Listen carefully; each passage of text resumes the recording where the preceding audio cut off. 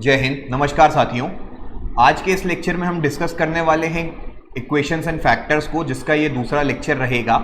इसके पहले कल जो है हमने पढ़ा था कि कांस्टेंट क्या होते हैं, वेरिएबल्स क्या होते हैं, मल्टीपल्स, इक्वेशंस, हमने पॉलिनोमियल्स के बारे में समझा था। हमने देखा था कि सिंपल इक्वेशंस क्या होती हैं, बॉडमास रूल कैसे लगेगा, क्या उनको जो सम्स रहते हैं, ठीक है, प्रॉब्लम सम्स भी हमने कुछ देखे थे। आज जो है हम देखने वाले हैं कि थोड़ा सा linear equation in one variable के जो प्रॉब्लम सम्स थे उनको हम आज फिर से कंटिन्यू करेंगे, और लीनियर इक्वेशन इन टू वेरिएबल्स को कैसे सॉल्व करते हैं वो भी आज हम सीखेंगे। फिर जो कल का लेक्चर रहेगा, कल हालांकि संडे है तो कल कोई लेक्चर नहीं आएगा, मंडे को जो लेक्चर आएगा उसमें हम डिस्कस करने वाले हैं कि क्वाड्रेटिक इक्वेशन कैसे सॉल्व करते हैं, और साथ में जो भी प्रॉब्लम सम्स रहेगी वो आपको करवाएंगे। तो इससे क्या होगा, आपका जो भी ये चैप्टर है वो पूरा कंप्लीटली खत्म हो जाएगा। आपको जो बेसिक चीजें रहती हैं कि किस तरह से क्वेश्चन को सॉल्व करना चाहिए, आपके ये जो बेसिक क्वेश्चन है सारे एनसीईआरटीज और आपकी जो क्वांट की बुक रहती है उनसे लिए गए हैं, ठीक है। तो ये इतने ही लेवल के आपसे एमपीपीएससी जो है वो डिमांड करता है। तो जितना भी आपकी एग्जाम की डिमांड है उसको पूरा फुलफिल करते हुए ये जो लेक्चर्स हैं वो बनाए जा रहे हैं। हमने यहाँ पे देखा था कि सिंप्लीफिकेशन कैसे करना है, ये सारे क्वेश्चंस जो हैं वो किए थे। फिर हमने देखा था कि किस तरह से पॉलिनोमियल्स में कोएफिशिएंट क्या होता है, दो फंक्शंस हैं उनका डिवीजन किस तरीके से रहेगा, ठीक है। ये सारी चीजें जो है हम कवर कर चुके थे। और हमने क्या किया था, हम ये प्रॉब्लम सम्स को देख रहे थे। तो अगर हम उसमें फिर से देखें कि आपके जब ये प्रॉब्लम सम्स की बात करते हैं तो ये क्या है, linear equation in one variable है, ठीक है। मतलब एक वेरिएबल रहेगा और आपको क्या करना है, इक्वेशन बनानी है। वो लीनियर क्यों है, लीनियर इसलिए है क्योंकि उनकी डिग्री क्या है, 1 होती है, ठीक। अगर आप ये इक्वेशन को फॉर्म कर ले जाओगे, अगर आप ये इक्वेशन को फॉर्म कर ले जाओगे तो आपको सॉल्व करते तो बनने लग गया है, आपने सिंप्लीफिकेशन सीख लिया उसका, ठीक है, कि अगर कोई चीज लेफ्ट में उसको राइट में ले जाएंगे तो उसका साइन चेंज हो जाता है। मल्टीप्लिकेशन करेंगे नेगेटिव से इस तरीके से, ठीक है। आप देख सकते हो कि जो डिनोमिनेटर में उसको दूसरे साइड ले जाते तो न्यूमरेटर में वो मल्टीप्लाई होता है। ये सारे आपके कॉन्सेप्ट क्लियर हो चुके हैं, ठीक। अगर अब जो है आपको सिर्फ प्रॉब्लम जो किस तरह से फॉर्म हो रही है उस पर ध्यान देना है कि आप अगर एक बार प्रॉब्लम का जो आप देख सकते हो कि जो आप स्टेटमेंट है उसको समझ जाओ और उससे आपकी एक इक्वेशन बन जाए। अगर आप इस चीज को करके ले गए तो आपसे इक्वेशन सॉल्व करने में बिल्कुल दिक्कत नहीं आएगी। तो वही जो है हम अब यहां पे शुरू करते हैं। सबसे पहले आप यहां पे ये क्वेश्चन देखिए कि a number consist of 2 digits whose sum is 9, ठीक है। अब ये क्या बोल रहा है, 2 डिजिट का नंबर है, तो 2 डिजिट का नंबर है तो वो क्या हो सकता है, 10 हो सकता है, 11 हो सकता है, 12 डैश डैश डैश कहां तक, 99 तक हो सकता है। तो हम क्या कर सकते हैं, पहला डिजिट उसको मान लें b, और दूसरा डिजिट जो 10th प्लेस पे उसको हम मान लेते हैं क्या, a, ठीक है। ये हमारा एक नंबर है। सपोज यहां 31 दिख रहा तो a की वैल्यू 3 हो गई, b की वैल्यू 1 हो गई, ठीक। इस तरीके से मेरा नंबर है। अब क्या बोल रहे हैं यहां पे, इनके सम की जो इनके डिजिट है उनके सम की वैल्यू 9 है। मतलब अगर यहां पे देखो इनका डिजिट कितना होगा, यहां 31 है तो 3 + 1 कितना होता है, 4 होता है। यहां पे बोल रहा है a और b जो है एक तरह का नंबर है, सपोज 72 हो सकता है वो नंबर, तो यहां पे 7 + 2 कितना हो जाएगा, 9 हो जाएगा, ठीक है। ये जो है आपको अपने स्टेटमेंट को समझ के क्वेश्चन में आंसर बताना है। तो आपने पहली इक्वेशन क्या लिखी, a + b, आपको यहां पे क्या दिख गया, a + b आपको दिख गया क्या, 9, ठीक है। a + b 9 दिख गया। If 27 is subtracted from the number the digits are reversed. अगर मैं बोल रहा हूं कि क्या हो रहा है, 27 मैं नंबर से सब्ट्रैक्ट कर दूं, नंबर को नंबर जो है मेरा सपोज 31 है, उससे मैं 27 को क्या कर दूं, सब्ट्रैक्ट कर दूं, ठीक है। तो उसके क्या हो जाएंगे, डिजिट्स रिवर्स हो जाएंगे, मतलब वो नंबर क्या बन जाएगा, BA हो जाएगा, ठीक है। फॉर एग्जांपल अगर 72 है, इसको मेरे को 27 बनाना है तो उसमें कुछ माइनस करना पड़ेगा, तो वही इक्वेशन बन जाएगी। इस तरीके से आपको बात करी जा रही है, ठीक है। अब यहां पे 27 को माइनस करना है, किससे करोगे, नंबर से। तो नंबर को आप यहां पे डायरेक्टली AB मत लिख देना, AB आपका कोई नंबर है ये तो आपको पता है, पर A और B को हम कैसे लिख सकते हैं, B जो है आपकी 1th प्लेस पे है और A जो है वो आपकी 10th प्लेस है, तो क्या उसको मैं 10A + B लिख सकता हूं। सपोज आपका 72 था तो इसको मैं क्या 10 × 7 + 2 लिख सकता हूं। इस तरीके से आप क्या बना दोगे, अपनी इक्वेशन बना दोगे, ठीक है। तो ये जो नंबर है आपका 10A + b, इसमें से मैं क्या करूं, 27 को माइनस कर दूं तो आपका क्या बन जाता है, नंबर के जो डिजिट्स हैं वो रिवर्स हो जाते हैं। नंबर के जो डिजिट्स हैं वो रिवर्स हो गए, इसका मतलब क्या हो गया, ये 10B + a हो गया, मतलब BA हो गया, रिवर्स हो गया ये, ठीक है, तो 10b प्लस ए हो जाएगा। ठीक है, यहां से आपकी इक्वेशन देखो क्या आ जाएगी, यहां से आपकी इक्वेशन आ जाएगी 9a माइनस 9b। ठीक है, यहां से a जो है वो लेफ्ट साइड में आएगा तो माइनस हुआ, यहां से 10b जो है इसको माइनस में लेके आओगे तो ये माइनस 9b हुआ, इज इक्वल्स टू 27। यहां माइनस 27 था, ये राइट साइड में जाके 27 हो जाएगा।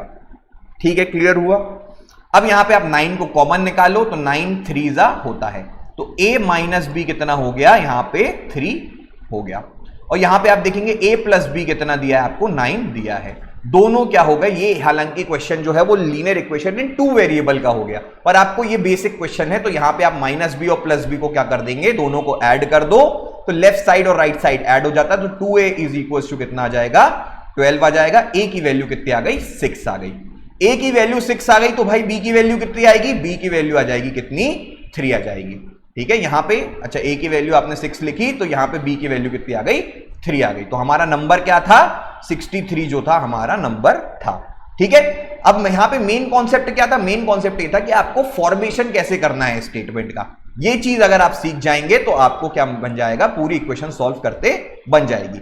हमने यहां पे देखा था कि 184 को कैसे 2 पार्ट में डिवाइड करते हैं कि 1/3 पार्ट जो है वो 1/7 पार्ट से बड़ा रहे, 8। ठीक है, अब आप यहां पे देखते हैं, सबसे पहले सीता देवी हैज ₹9 इन 50 पैसे। ठीक है, अब क्या हो रहा है यहां पे, सीता देवी के पास में क्या है, 9 रुपीज है 50 पैसे में, और 25 पैसे के कॉइन है। ठीक है, 25 पैसे और 50 पैसे, आप यहां समझिए 50 पैसे का एक कॉइन हो गया, साथ में ही 25 पैसे के कॉइन है इनके पास में, और जो कि बन रहे हैं कितने, आपके 9 रुपए बन रहे हैं। ठीक है, she has twice as many of 5 पैसे कॉइन। ठीक है, she has twice as many of 25 पैसे कॉइन एज शी हैज 50। अब यहां पे आप देखिए इसको, ये 2 वेरिएबल्स के क्वेश्चन खुल गए हैं क्या, यहां पे 1 मिनट चेक कर लेते हैं, क्योंकि हम जो है वो लीनियर इक्वेशन इन 1 वेरिएबल देख रहे थे। नहीं ठीक है, हाँ हो जाएगा, मतलब आपके ये सिंपल क्वेश्चन ही हैं। ठीक, अब आप यहां पे देखेंगे कि क्या हो रहा है यहां पे। अब आप इसको समझिए पहले कि सीता देवी के पास में क्या है, 50 पैसे के कॉइन है, तो सपोज x जो है वो 50 पैसे के कॉइन है, इतने नंबर। ठीक है, 50 पैसे के x कॉइन है इनके पास में, और 25 पैसे के y कॉइन है। ठीक है, अब आप खुद ही समझो, आपके पास में 50 पैसे 25 पैसे भूल जाओ, आप इतना समझो कि 1 रुपए और 2 रुपए। आपके पास में 1 रुपए के 5 सिक्के हैं तो वो कितने रुपए हुए, 5 रुपए हुए, और 2 रुपए के 5 सिक्के हैं तो वो कितने हुए, 10 रुपए हुए। तो टोटल आपके पास में कितने हो गए, सिक्के आपके पास में टोटल 10 हैं, और पैसे की वैल्यू कितनी हो गई, 15 हो गई। वैसे ही आपसे यहां पे बोल रहा है, यहां पे आपको बोल रहा है कि 50 पैसे के कॉइन है और 9 पैसे के, क्या बोल रहा है, 25 पैसे के कॉइन है। ठीक है, तो 50 पैसे के x कॉइन है, तो 50 पैसे के x कॉइन है, तो यहां पे 50 इंटू एक्स होगा उन पैसों की वैल्यू।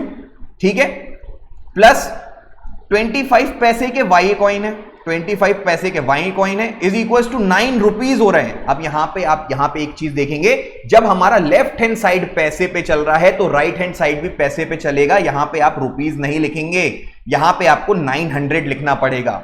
ठीक है, अगर हम पैसे की काउंटिंग कर रहे हैं, या फिर आप इसको क्या कर दो, रुपये में कन्वर्ट कर दो, तो यहां पे आप 0.5x लिख दो, यहां 0.25x लिख दो, और फिर इसको 9 लिख दो, दोनों बात बराबर है। कभी भी हम एक यूनिट और दूसरी यूनिट को अलग अलग है तो उनको हम इक्वेट नहीं करते हैं।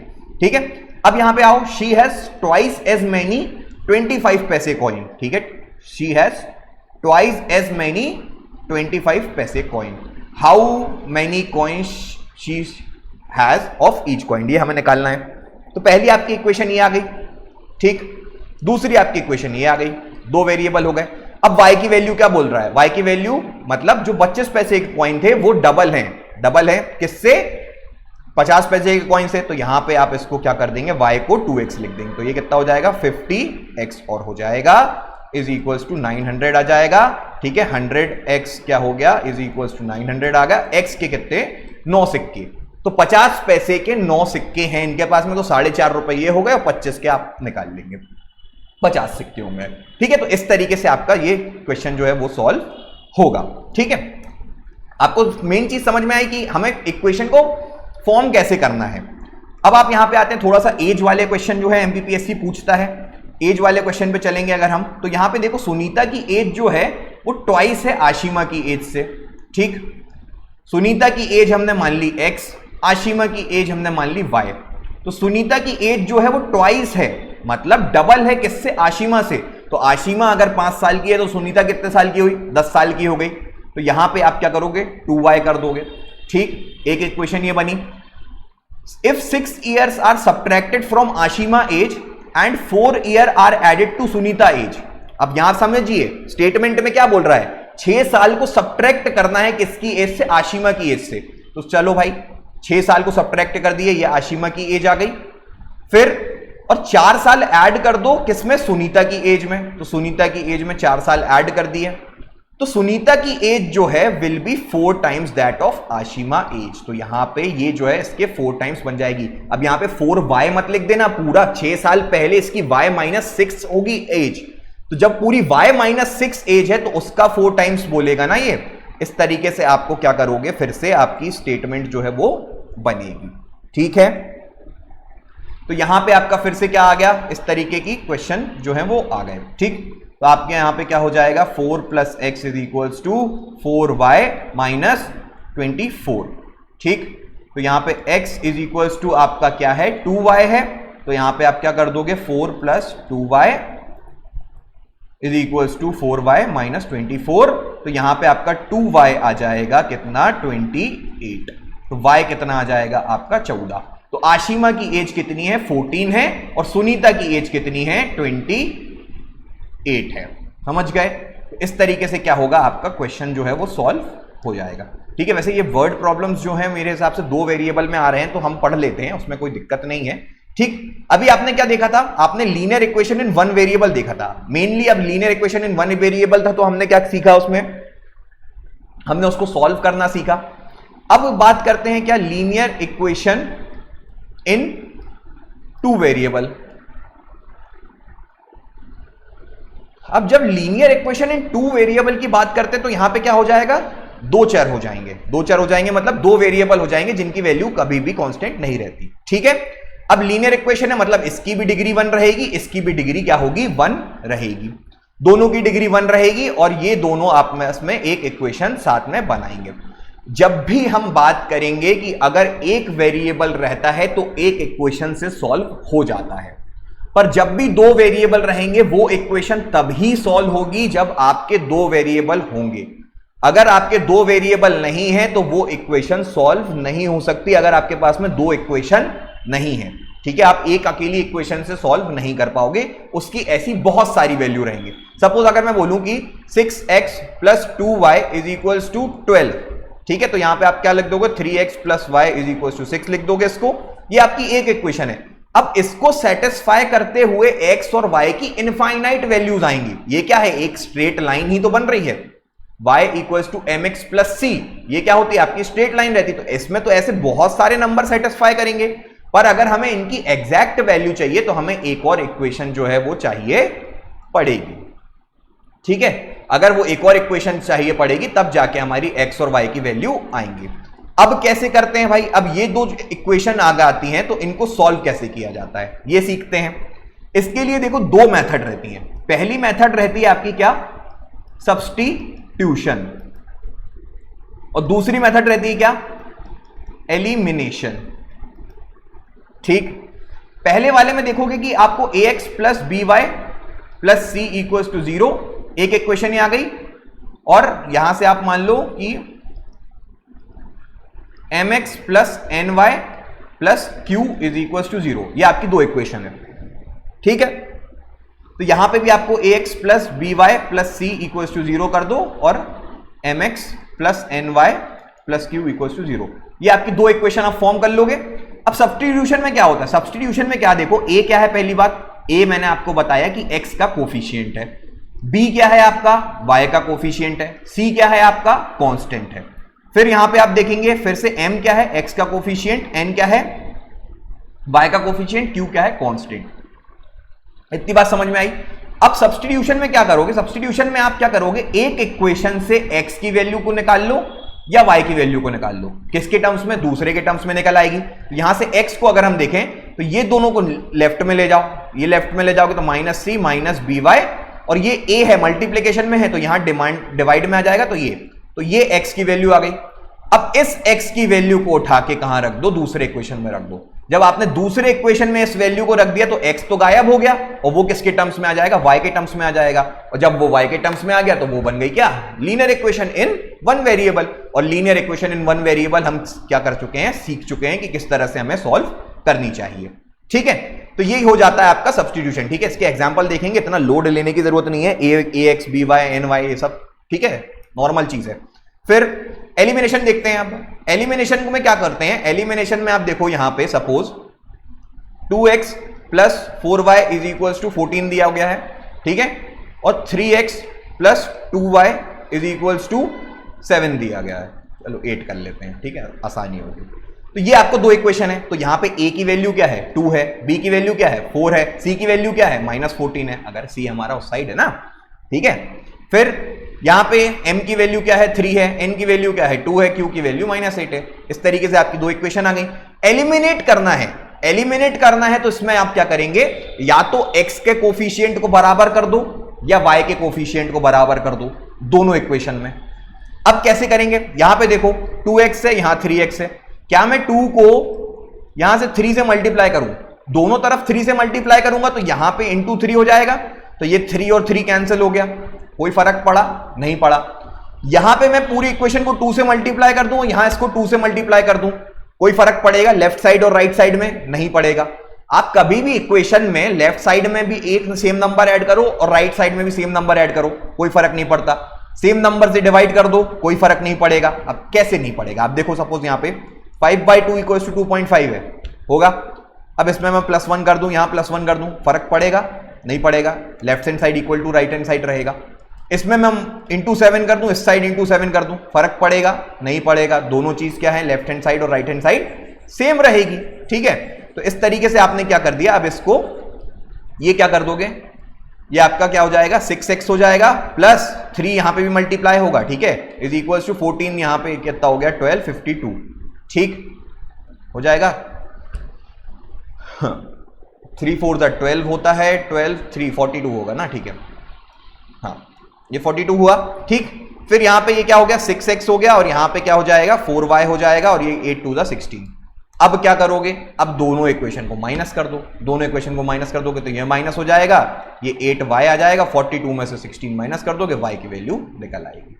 ये क्या हो जाती है, ये आपकी एलिमिनेशन मेथड कहलाती है, ठीक है। सब्स्टिट्यूशन एलिमिनेशन अपन सीख गए हैं। अब हम आगे फिर से और क्वेश्चन की तरफ चलते हैं, ठीक है। चलो अब जो है हमने हिंदी इंग्लिश में क्वेश्चन कर लिए थे, अब अपन हिंदी में क्वेश्चन करते हैं, ठीक है। हमने कौन सा सुनीता और आशिमा की आयु की बात करी थी, अब हम आ जाते हैं सोनू और मोनू की आय में, ठीक है, आयु में। आय की बात नहीं कर रहे हैं यहाँ पे, पैसे की बात नहीं हो रही है, आयु की बात हो रही है।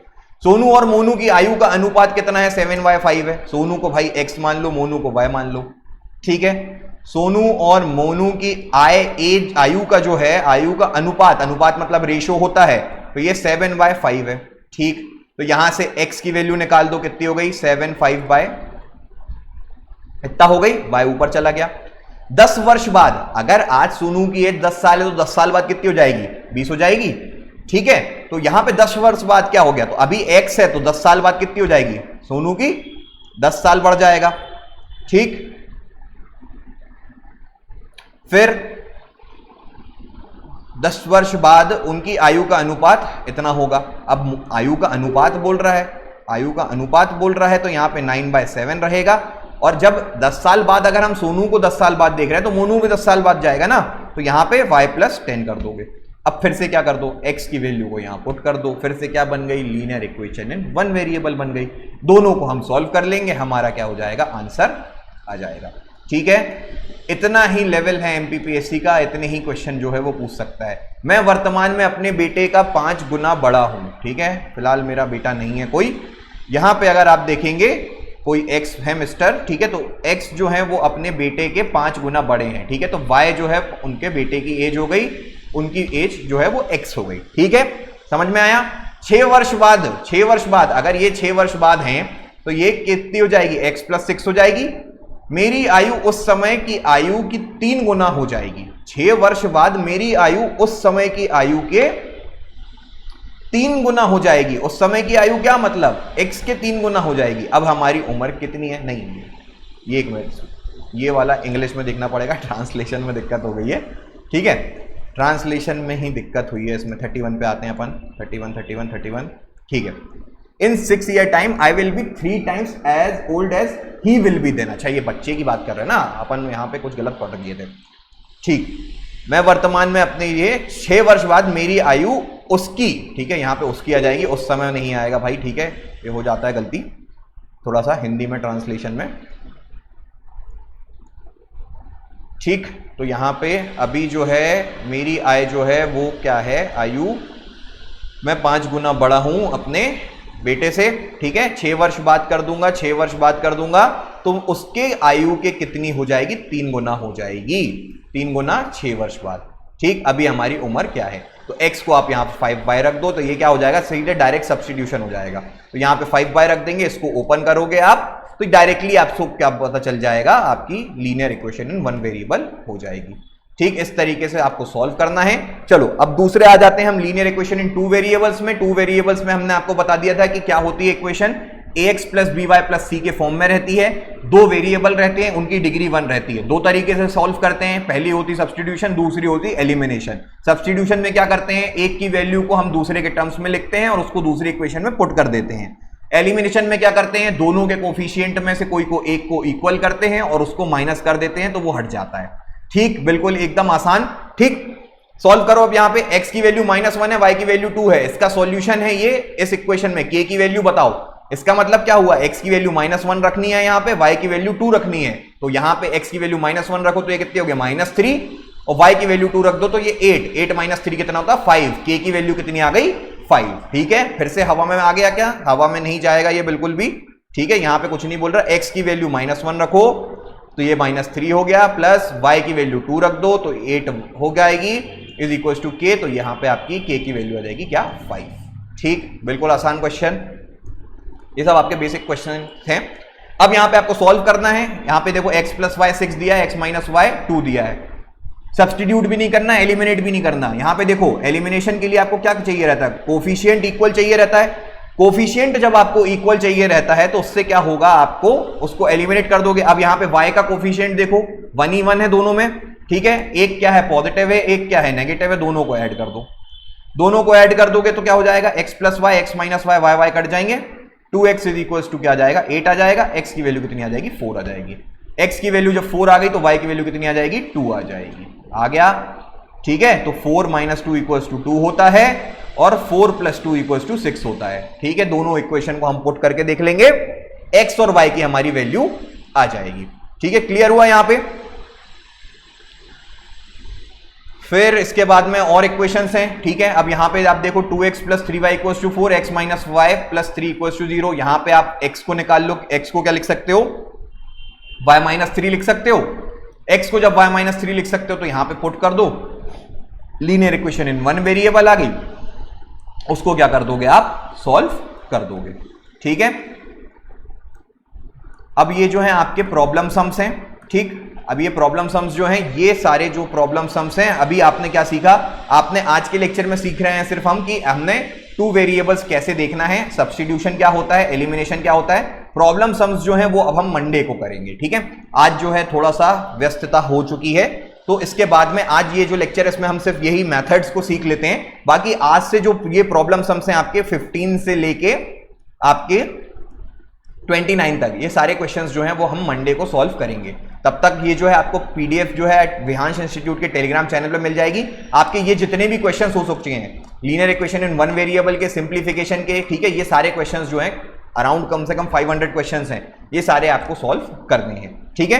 तो जो टेलीग्राम चैनल है उसको आप ज्वाइन कर लीजिए विहांश इंस्टीट्यूट के, और ये जो लेक्चर सीरीज है वो अपने दोस्तों तक शेयर करिए। यहाँ पे आपको पूरी मैथमेटिक्स जो है यूनिट 5 आपकी पेपर 3 की कंप्लीट कराई जाएगी। Thank you.